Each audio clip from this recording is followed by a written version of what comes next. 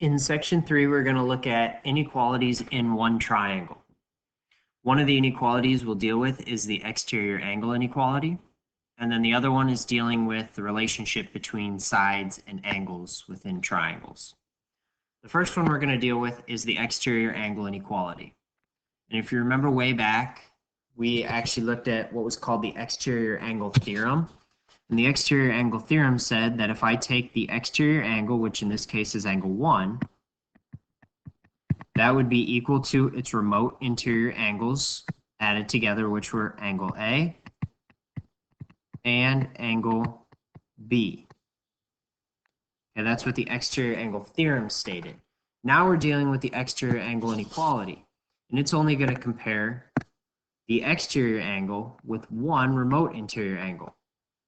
Well, if angle 1 equals angle A and angle B together, then the measure of angle 1, the exterior angle, should be bigger than each remote interior angle. This is what we're going to be dealing with today, comparing exterior angles with remote interior angles. Okay, so let's try and apply that within a picture. So use the exterior angle inequality to list all the angles that satisfy the stated condition. So letter A, measures less than 7. So if I look at 7, 7 is an exterior angle. We want to compare exterior angles with remote interior angles. And we know that exterior is always bigger than remote interiors. So there's a couple triangles. There's the big one, JKL. So I'll outline that triangle first. The remote interior angles to angle 7 would be angles 1, 2, and 4. Because 2 and 4 together make up that entire angle. So we're going to list all of those. Measure of angle 1, measure of angle 2, and the measure of angle 4. Okay, so that incorporates the big triangle. There's one other triangle. There's a smaller one. That smaller one is this one.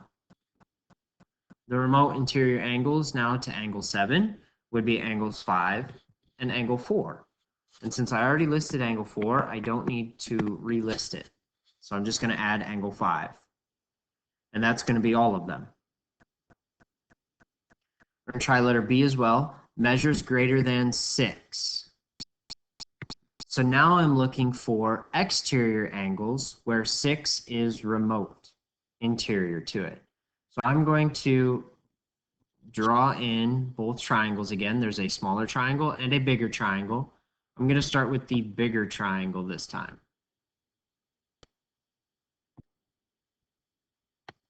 And I'm looking for an exterior angle to that triangle that makes angle 6 a remote interior angle.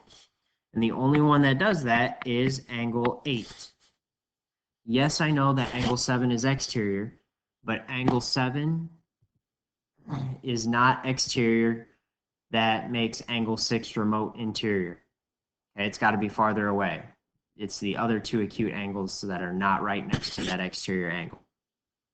Okay, so we can't state, even though, yes, by the picture, angle 7 looks bigger, that's not always going to be the case. Okay, so that's one with the bigger triangle. Now I'm going to outline the smaller triangle again. This one might be a little bit harder to see, but the exterior angle to that one that we want is going to be angle 3. If I extend that side length of the triangle, angle 3 is now going to be the exterior angle that we want. That is always going to be bigger than angle 6.